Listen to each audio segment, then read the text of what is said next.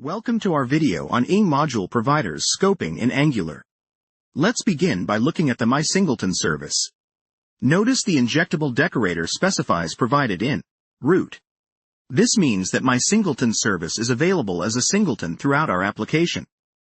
Once it's imported, Angular will create a single instance that is shared everywhere, ensuring that all components and services have access to the same data and behavior.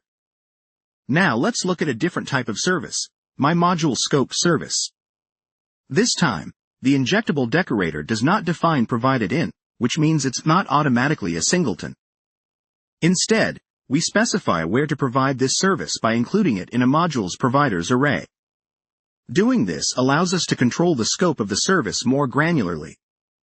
Here we have MyModule, and within its NgModule decorator, we provide MyModule Scope service in the providers array.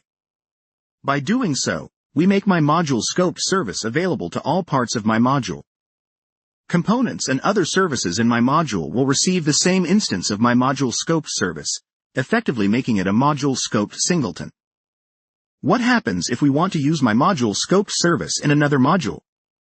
Here we have my other module, which also lists MyModule Scope service in its providers array. In this case, components and services within my other module will get a different, unique instance of the service, separate from the one created for my module. This illustrates how Angular scoping works for services provided by different modules.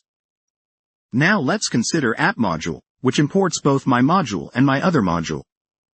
Even though MyModule Scope service is provided in both my module and my other module, NgModule does not need to provide it.